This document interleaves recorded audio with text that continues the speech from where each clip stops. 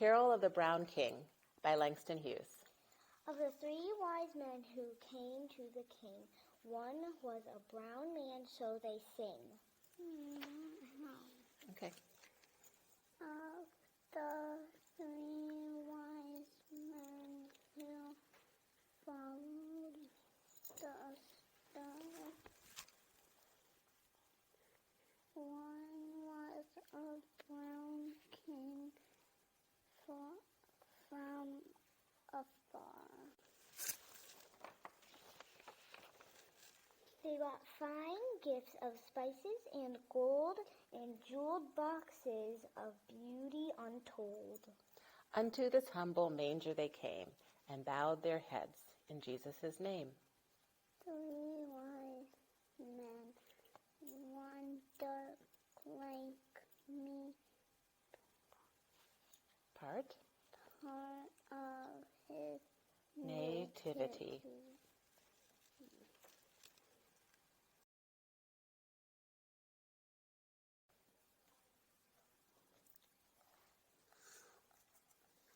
A bedtime story. On the top of a steep, craggy mountain lived a bear of a man named Uther and his little daughter Pine. Uther was a big, gruff man. He had a loud, booming voice, large, rough hands, and a bristly black beard. Pine was a little soft girl. She had a quiet, gentle voice, tiny, smooth hands, and little bunches of hair bouncing off either side of her head. Every morning, Pine rolled out of bed and made a hearty breakfast for Uther. "Good morning, Papa," she said. "My name is Uther," said Uther. "Good morning, Uther," said Pine. "Humph," said Uther. Uther loved his girl very much, but he was a bear-like mountain man who did not soften for anyone. But not even Pine. He ate his breakfast of hot porridge, honey, and steaming baked bread. It was late December. The trees stood dark against the sky and white snow. Uther pulled on his heavy, dark coat, his fur boots, and set off into the woods. While he was gone, Pine cleared away and washed the dishes. She swept the floor, made the bed, and fluffed the pillows. Pine poked the fire and made more wood. She wanted the cottage to be snug and warm when Uther returned from a cold day's work in the woods. At the end of the day, when the wind whistled through the cottage, Uther returned home. He stomped the snow from his boots and burst into the cottage, slamming the heavy door behind him. Pine set the table and ladled out a large bowl of steaming soup for Uther. She made a small bowl for herself. "Good evening, Papa," said Pine. "My name is Uther," said Uther. "Good evening, Uther," said Pine. "Ugh," said Uther. With a grunt, he began to eat the hot soup. Pine watched him from silently eating. "Uther," said Pine, "Christmas is coming. Do you think we could have a Christmas tree this year? No Christmas tree, said Uther. He continued to eat. Uther was a big, gruff man who did not like to speak when he ate. I could go with you into the woods to find the perfect tree, she said. We could decorate it like people in the village do. No Christmas trees, said Uther.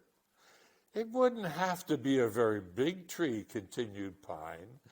I could make decorations, and we could have a real Christmas for the first time. Uther put down his spoon and wiped his bristly beard and mustache. With the back of his hand, he looked at his tiny daughter, whose eyes danced brightly in the firelight. How very much like her mother she is, he thought. We will see, said Uther. With that, he crawled into the large wooden bed and fell asleep. Pine sat and stared at the fire, imagining what it would be like to have a real Christmas tree in the cottage. She knew it would not be as beautiful as the decorated trees she had seen in the village. She had been saving bits of odds and ends that she found in the woods that might make a fir tree into a real Christmas tree.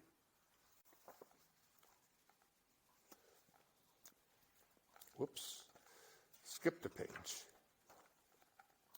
On Christmas Eve, Uther ate his thick porridge with honey and drank a large mug of strong coffee. Pine ate her porridge with hopeful eyes, watching the huge man. Uther pushed away from the table. He pulled on his fur boots, bundled himself into his coat and hat, thrust his hands into thick mittens, picked up his heavy axe. Pine held her breath and waited. Without a word, Uther stomped out of the cottage. Pine jumped up from her stool and quickly put on her fur boots. She became tangled in her own fur coat and scarf as she scrambled to put them on.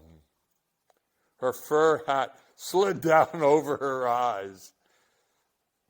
In her rush to get ready, she fell back and sat hard on the floor. I will surprise Uther, Pine said to herself. I will find the perfect Christmas tree and will cut it down myself and bring it home. He did say, we'll see. Now, Pine pushed open the heavy door. She struggled through the snow, stopping now and then to catch her breath. Finding the perfect Christmas tree is hard work, she thought. Suddenly, a big clump of snow fell from a thick branch above and buried the small girl in its weight. Before Pine knew what happened, Uther scooped her up by the scruff of her neck with one hand. He held her at arm's length, shook the snow off of her. What are you doing out in the cold? He said. A big snowstorm is coming. I wanted to find the perfect Christmas tree, Pine said, and to surprise you. Uther stared hard at his daughter as she shivered in the cold. Oh, with one swift movement, he'd swept her off her feet, placed her on his shoulders. Together, they trudged into the dark woods. Papa, said Pine. My name is Uther, said Uther. Uther, said Pine. Where will we find a Christmas tree? You'll see, said Uther. They came to an open meadow at the edge of the woods. Christmas trees, exclaimed Pine. Oof, said Uther. But how will we find just the right one, said Pine. She could hardly see through the thickly falling snow. But then she saw it, the perfect Christmas tree.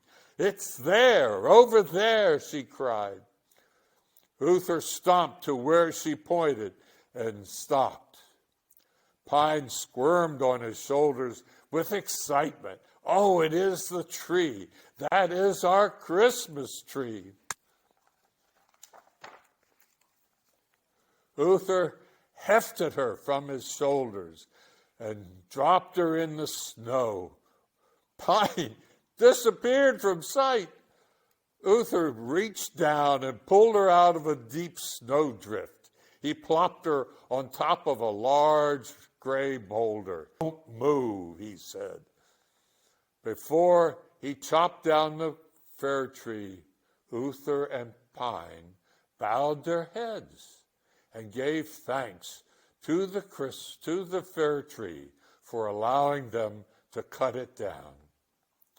Then, in 3 swift chops, Uther felled the tree.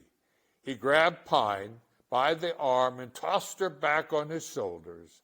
He gripped his large axe in one hand and grasped the tree in the other. Father and daughter headed back to the cottage. Pine could not take her eyes off the fir tree.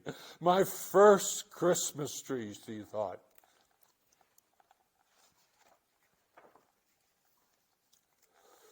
The cottage was nearly buried in snow.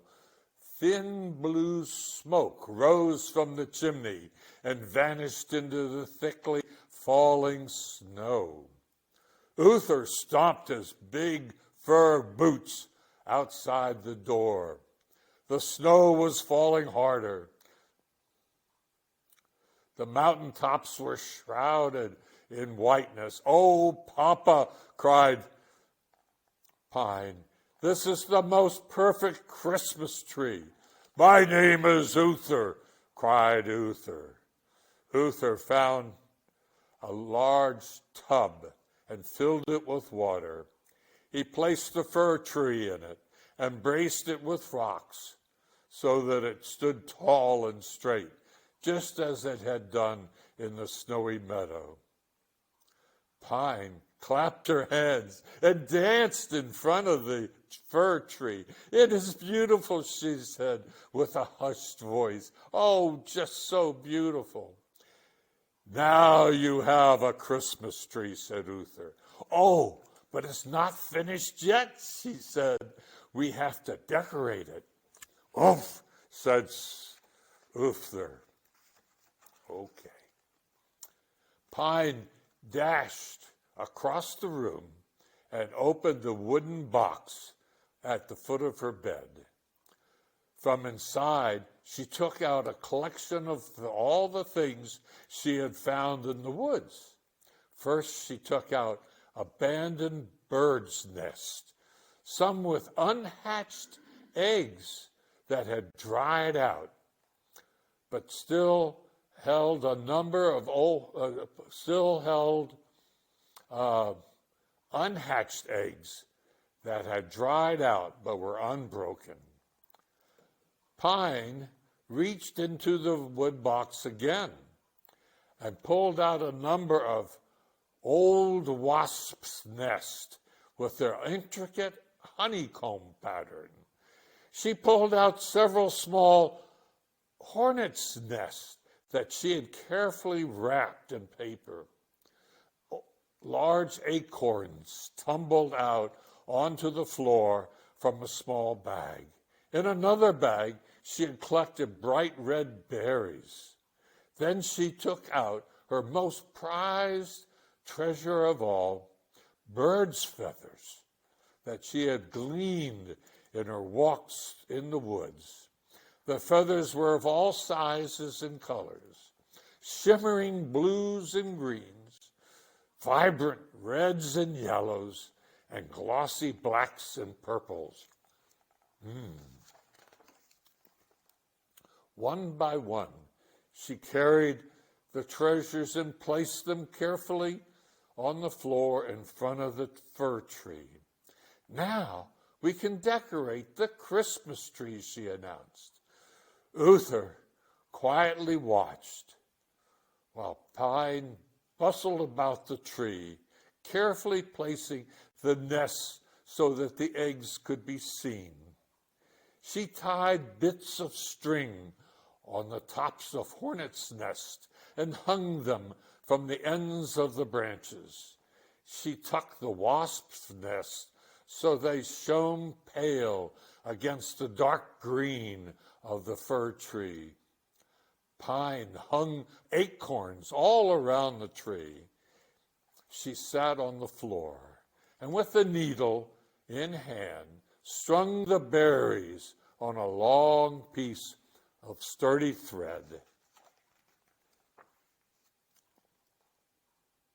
Uther held her high so that she could hang her ornaments on the topmost branches. He helped her wrap the berry garland around the Christmas tree, starting at the top and carefully working their way down to the bottom. Now for the feathers, she said. Together they placed the brightly colored feathers amongst the branches until the fir tree glistened with color. It is beautiful, she said, a real Christmas tree. Uther stared at the tree in amazement. It was beautiful, he thought. Wait, he said, wait. And he stomped down the stone steps into the cold cellar. Pine could hear him rummaging around below.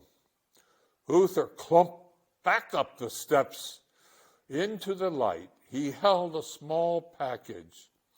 For your Christmas tree, he said. It belonged to your mother. He handed the small package to Pine. Pine stared at it. What is it, she said. Open it, he said. Pine slowly unwrapped the package. Inside was the most beautiful bird she had ever seen. It was made from real feathers with 2 black beads for eyes and 2 long feathers streaming from behind. Pine stared at Uther. I made it for your mother, Uther said softly, for the top of the Christmas tree. Pine carefully held the tree in her hands. It is the most beautiful bird I've ever seen, she whispered.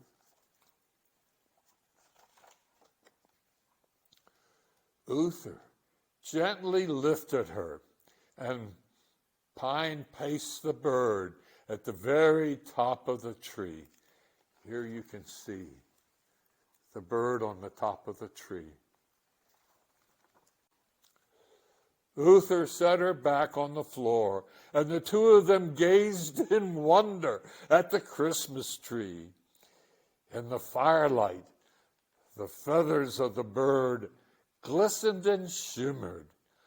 A real Christmas tree, said Pine. A real Christmas tree, said Uther.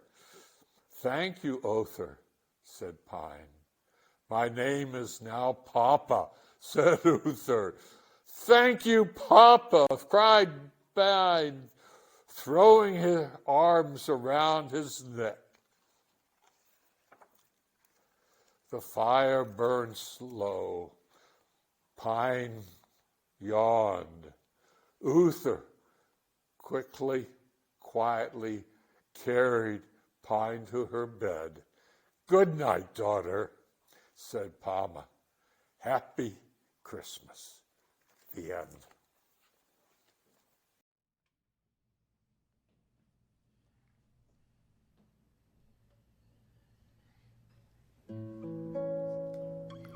I don't know. Skulls. Mommy.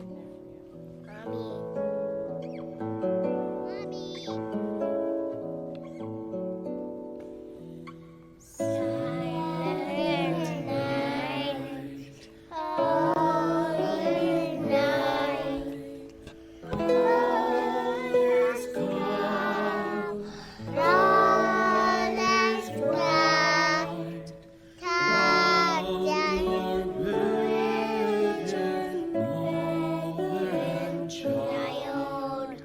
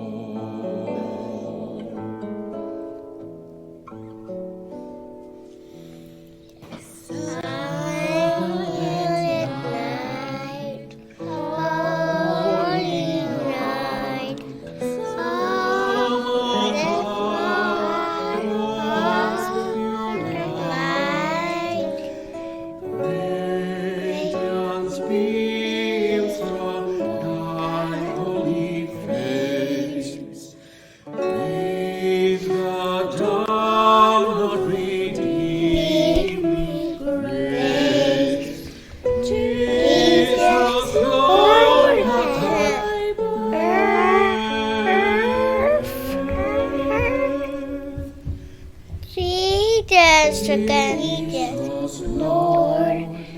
Jesus can, Lord. Jesus can, Lord.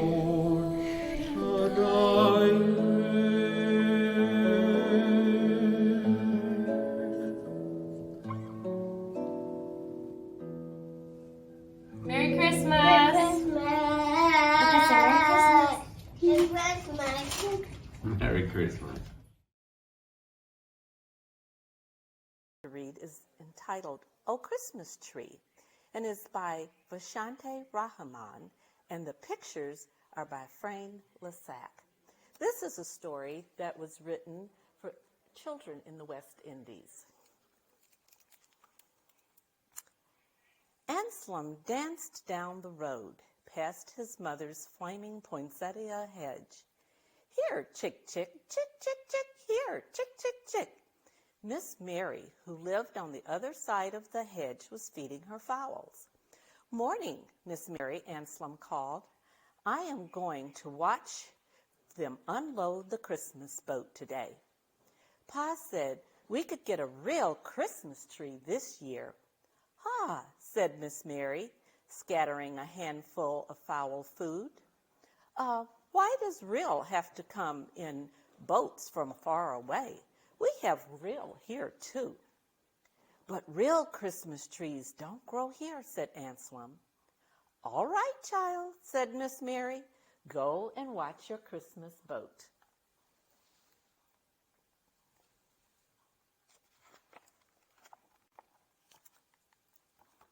By the time Anselm reached the docks, the Caribbean sun had already warmed the day.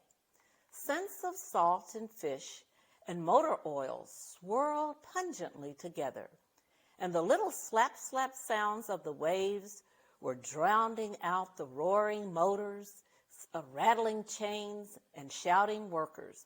On top of all of that, transistor radios blared out Christmas carols and calypso. Anselm sat on a cable spool and watched the swarm of little boats bringing cargo from the big ship. He watched cranes unloading Christmas things that came to the West Indies from abroad. He watched big trucks coming and going. He watched for the Christmas trees. There he sits on the stool.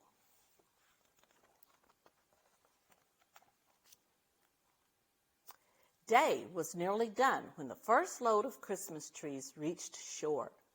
Anselm didn't know whether to hold his head and bawl or to hold his belly and laugh. Must be a bad joke, he thought, but it was no joke.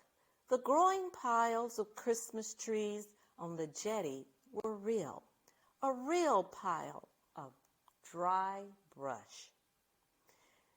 In other years, the trees had arrived looking fresh and green, but this year, the first year Anselm's family could afford a Christmas tree, they had arrived looking like rubbish. They were so dry that not a single tree had a single needle on it. Anselm was too vexed and too disappointed to even bawl. He turned his back on the dead trees and sadly headed home.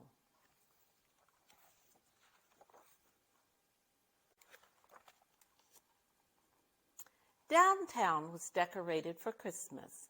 Anselm passed fake Santas in shop windows.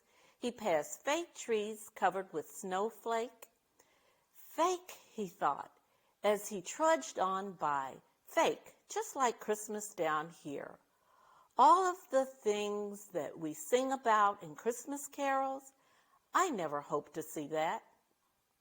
The fireplace and the sled and the snowman on Christmas cards, I never hoped to see that. For all I was hoping for was a real Christmas tree, just one time, to touch it and to smell it and to get a feel and a smell of real Christmas. Anselm sniffed and swallowed his tears. Surprised, he sniffed again. There was no mistaking that sweet, smoky Christmas smell. Must be Miss Mary, he thought. Sure enough, Miss Mary had her Christmas ham boiling in a big tin on a fire in the yard. She was busy fanning the flames.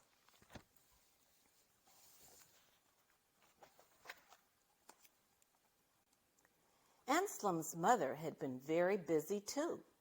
On the front porch were 2-gallon bottles, one filled with pink sorrel drink and the other filled with clear ginger. As Anselm lifted the latch on the porch gate, his ma called, "Anselm, bring the sorrel and the ginger inside." Anselm carefully picked up the glass bottles. Once Ma started making ginger and sorrel, you knew Christmas was near. Next, she would make a whole day, just making black cake with raisins and currants, soaking in the big jug.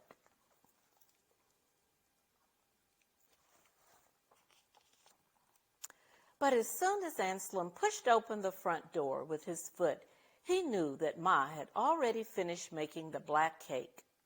Only black cake full of molasses and butter and raisins and spice could make a house smell like this. Anselm's mouth watered as he counted the cakes. "Leave my cake and wash your hands," said Ma.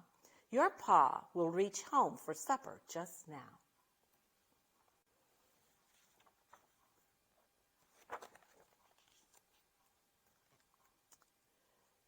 "So what did you do today, son?" asked Pa when his plate was empty. Anselm told about the trees. "And it's not fair," he said, blinking and blinking to dry his eyes, "not fair to bring dead trees. Son, said Pa, getting up from the table, not fair is when hurricanes pass and take everything you worked for. Nothing like that has happened now. It doesn't take a tree to make Christmas. Yes, Pa, said Anselm. Ma squeezed Pa's hand. Then she got up too and kissed Anselm on his forehead. Come help your ma clean the kitchen, she said.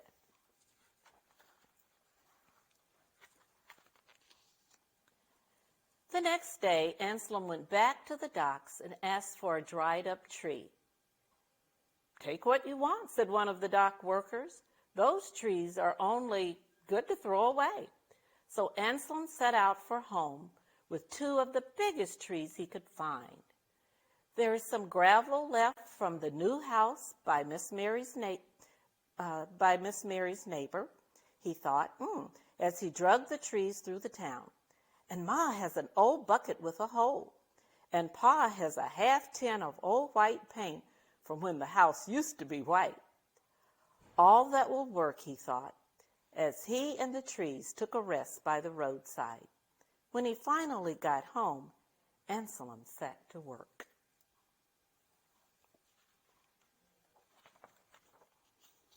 The beautiful illustrations.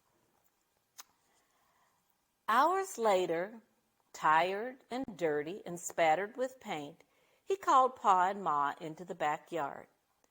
Ma stared at the two-decked trees standing in a bucket of gravel and shook her head. It looks just like the expensive artificial trees in the shop. Not so, Ma? Said Anselm. White paint covered the trees and the gravel and the bucket and half of the backyard. Looks like you were trying for a white Christmas, said Pa. What's that smell? I sprayed it with pine cleaner so it would smell like a real tree, said Anselm. I did a good job too, huh? Ma threw her apron over her head and started making funny noises. Anselm couldn't tell if she was laughing or crying.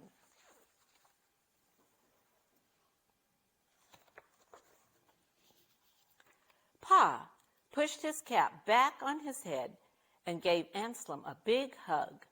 You did good, child, he said. Maybe too good. What do you mean, Pa? Said Anselm. I mean, said Pa, there is no way at all that your tree is going to fit in our house. As Anselm was thinking that over, a strong breeze blew through the yard. Anselm's arrangement trembled. The two trees yawned apart. Then the whole contraption capsized. Trees and gravel and bucket and all. "Aw, what trouble is this?" said Ma. "Look at the tree. It fell over. It was blown over."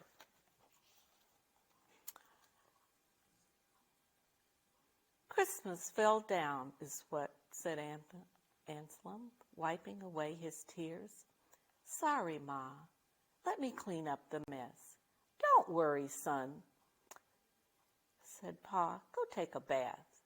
Your Ma will make some tea for you. I am going to take my big cutlass to chop that tree, because you can't handle that." Maybe, thought Anselm, as he scrubbed and scrubbed at the paint all over him. Maybe Christmas is plenty little things like how Ma and Pa cleaned up that big mess outside. And they did it so easily. On Christmas Day, right after the early morning church service, Miss Mary brought over some of her ham and stayed for breakfast. She inspected the colored lights by the windows. She examined the Christmas cards on the wall. "But what happened about the Christmas tree that you were going to get?" she asked Anselm. "A big nothing happened," he said. "I just found out there is more to Christmas than a Christmas tree." Miss Mary pulled Anselm into a hug that smelled strongly of English lavender. You really think that is a big nothing, child? She asked.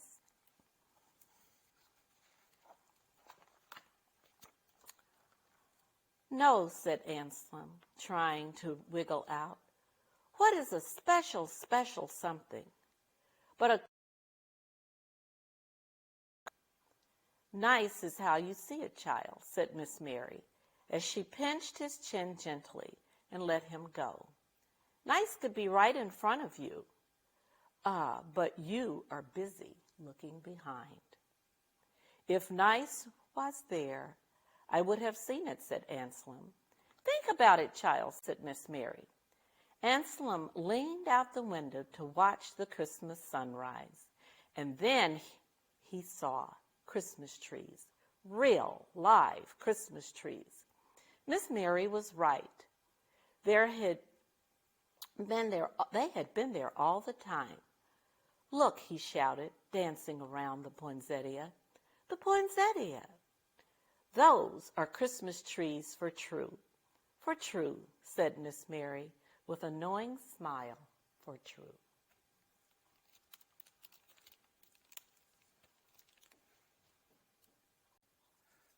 Good evening. Welcome to our event online. And I'm going to be reading a story this evening called Merry Christmas, Merry Crow. I hope you enjoy it. Winds a-blowing, skies a-snowing. Where's this feathered fellow going? Round the chimneys, over the yards, down the busy boulevards. A button here, a feather there, a crow can find things anywhere. A strand of tinsel, twigs and twine, berries from a twisty vine. Cross the plaza, through the zoo, along the crowded avenue. A shiny ring, a piece of string, a length of garland glimmering, colored glass, a bottle cap, fancy gold and silver wrap. Behind the market, past the shops, this crow is making all the stops. A broken chain, a lonely sock, a single key without its lock, some scraps of cloth, a crimson bow, a perfect sprig of mistletoe. Hustle bustle, coming, going, so much busy to and froing. What's his hurry? What's his mission? What's his secret expedition? A silky flower, a paper star, a misbegotten racing car. Candy wrappers, red and brown, a treasure lost, a treasure found. Atop the flagpole, midst the seats, up and down the snowy streets. Jaggly tags, a tiny wheel, a luscious curl of orange peel, a string of beads, and a tinkly bell. What's he doing? Will he tell? One last stop, a bag of seeds. That's everything this tired crow needs.